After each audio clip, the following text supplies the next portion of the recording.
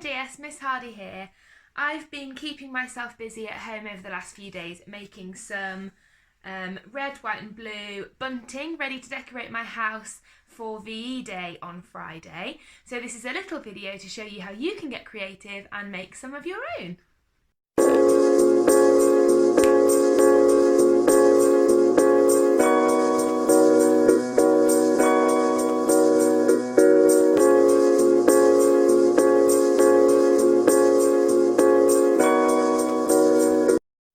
So as you can see from that little video that I used a sewing machine to make my bunting, but I'm going to make sure that in this video I give you alternatives to everything, so there's nothing that you absolutely must have. We're going to try and find alternatives so that you can use things that you do have at home. So the first thing to try and find is some fabric to use for the triangular flags in your bunting. Now, you might live in a house like me where you have a box or a basket like this full of old scraps of material. If you don't, then you're going to have to get a bit more creative. So I've got some things here that I found, this old pillowcase that isn't matching anything else and has been in that sewing basket for ages, so I'm going to use that for some blue flags. I've also got this old strip of an old bed sheet that I'm going to use for white, and I've got a really small amount of red. Other things you could look for, maybe some old clothes I always keep in here, clothes that aren't quite good enough for the charity shop once I've got rid of them. Anything like old tea towels that have seen better days. Anything that's remotely blue, remotely red or pink, and remotely white. Like I've got this felt here that's more yellowy really, but I think it'll look white once it's hung up. If you haven't got any material at all, then you could obviously use paper, either coloured paper or plain paper that you could decorate. The only downside is that it's not waterproof to go outside of your house, but you could always use paper if you haven't got fabric. Just make sure that you ask whoever the stuff belongs to before you chop things up. Don't just go raiding other people's wardrobes or drawers and finding fabric. Make sure you ask. The next thing you need to find is some kind of ribbon or tape to join your flags together. So as you can see on the one that I've already made, I used loads of scrappy bits of ribbon and I've just joined them all together. Doesn't matter if it's messy. On my first one, used red, white and blue ribbon and tape. On this one, I don't think I'll be able to because I don't think I have enough. Again, I always have a bag in my sewing box of old ribbon and things. So just have a little look around your house, see if you can find anything. There might be some maybe that you've had on birthday presents. Some of this, I think maybe that's from number 45. Is that what they wrap their stuff up in? That definitely is. Any bits like this that you can find. Even string would be okay if you've got string. Old shoelaces, don't take them out of anybody's shoes. Or again, like we said before, long strips of paper. If you haven't got anything like this, cut some paper into long strips. The nice thing about making something like this for VE Day celebrations is that you can literally use anything that you can find lying about the house. It can be a combination of paper, of material, of ribbon, of string. Sometimes I think with this, the rougher it looks the better, because when they were really celebrating VE Day 75 years ago, they would have been making do and mending. They wouldn't have had the money. It was the end of the war and they will have just used any scraps of things around the house that they could find to decorate their houses. So don't be put off if you can't find things like I've got here.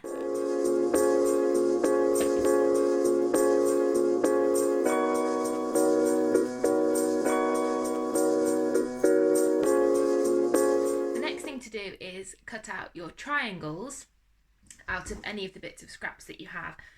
Because we're making do and mending, the bunting triangles can be all different sizes. It doesn't matter if they're all different, just get as many as you can out of the bits of material that you have. Easy way to do it is make it into a square, fold it in half like that, and then you can cut across and you've got a perfect triangle. But it really doesn't matter, any sizes, any shapes.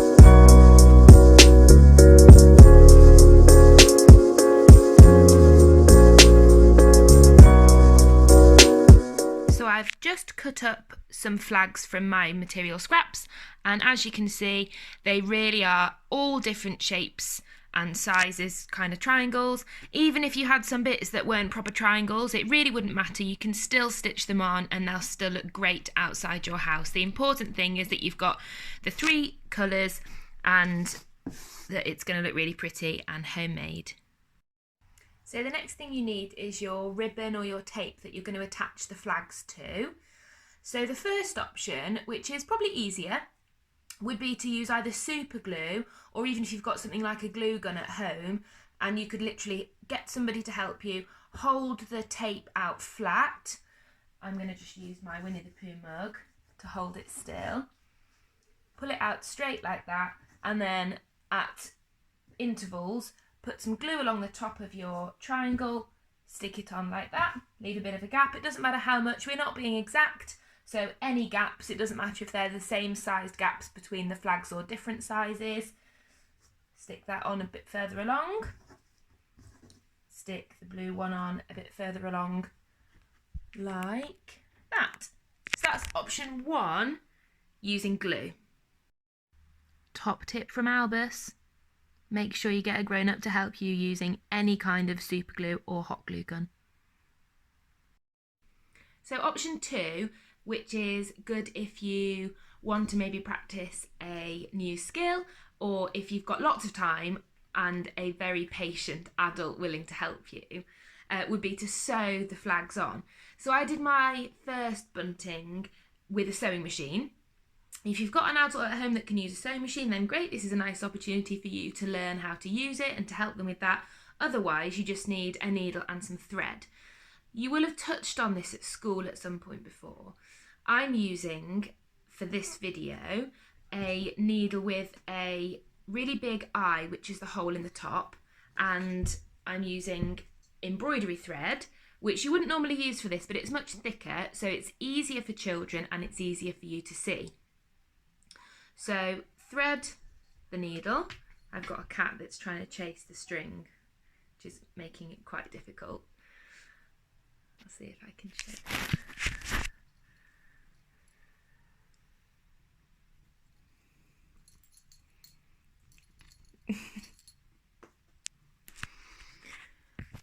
So when you've threaded the thread through the needle, you need to tie a big knot at one end.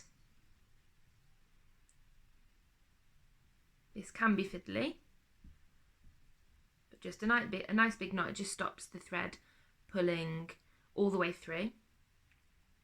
I normally do 2 knots just to make sure. There you go. And then always leave a piece at the end before the first flag so that you can tie it onto something outside to hang it up. So leave a nice big bit ready for that. And then put the flag wherever you want it on the ribbon. Again, this really doesn't matter how neat it is. It can be wonky, it can be messy, it really doesn't matter because we're just making do with what we have and making sure that it looks homemade outside our houses. So it doesn't matter which side you start. Poke the needle very carefully, don't poke into your finger, through the top of the flag and in through the ribbon or the tape as well. Pull it until it stops because you put a knot in the end, and then go back in the other way, again going through the ribbon and out the other side through the flag as well. Pull it until it stops, and then go back in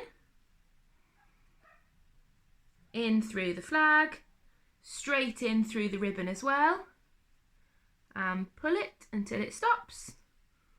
If you make a mess of it and it looks rubbish, it doesn't matter as long as it hangs. So even that, look, I've just done 3 and it looks quite messy. I've still got the tail on the end after the knot, but if that's hung up outside my house, it's still going to look like a piece of bunting and like a red flag to celebrate VE Day. So it really doesn't matter how messy this is. If you make a real mess of it and it gets in a massive knot, just cut it off, do another one, start again. It really doesn't matter. The easiest way to stitch on the rest of the flags is to keep going like this until you've got to the end of the first flag, and then keep stitching along the ribbon or the string or the tape that you're using. Leave a bit of a gap, and then when you're ready to put the next one on, just attach it and keep going in exactly the same way as you did with the first one. And by stitching along the ribbon, not only do you keep the same thread pattern going through it, but also it means that you haven't got to faff about tying a knot, cutting your thread, and then tying a new knot and starting again with the next flag.